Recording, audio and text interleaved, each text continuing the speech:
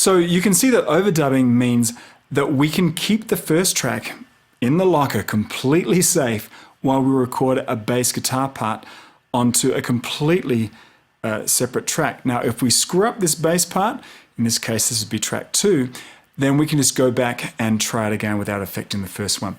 So I've already connected our bass into the first input because it has that guitar high Z setting. But if we record onto track 1, we'll wipe out a guitar track.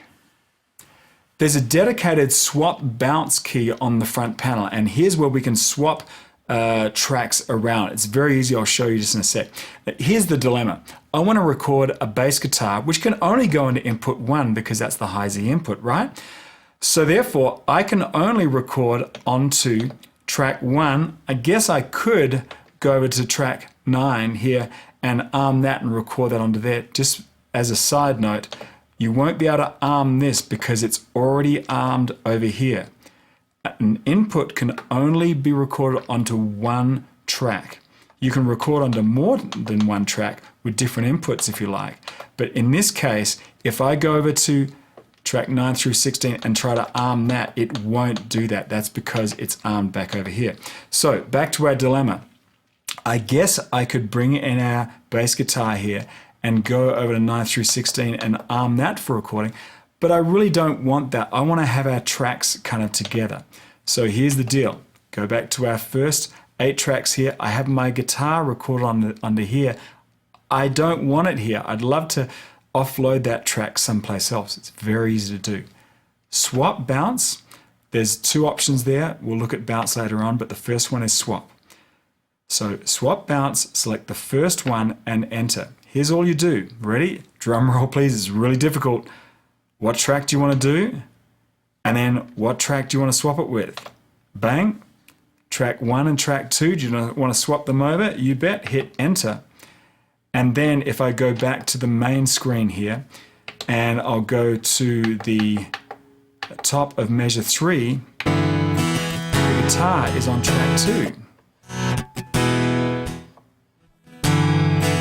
Now, if there was something recorded on a track 2, then that would have been swapped over to track 1. Track 2 was empty. So basically what we've done is we've taken that guitar, flipped it over here, swapped it over here, and now we have an empty track to record our bass into.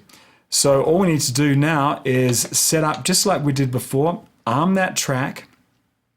We have our high Z on. I've already set our levels, so I'm good to go. We just go back to the top. And yeah, we're good.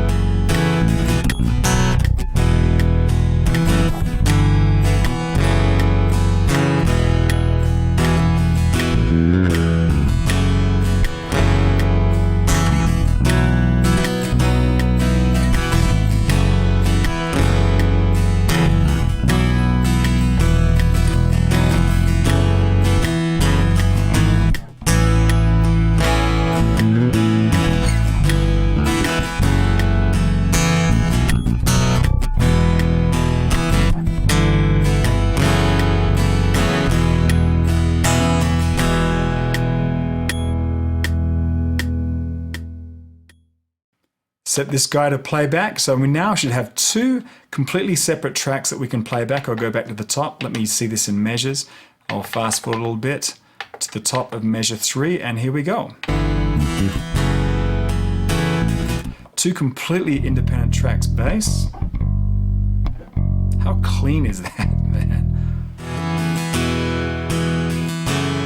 When I used to record on tape, there'd just be so much hiss and things like that. I mean, that's a clean recording. Complete independent control over each of these tracks. Now with a pair of backing tracks laid down here, we can start to think about vocals.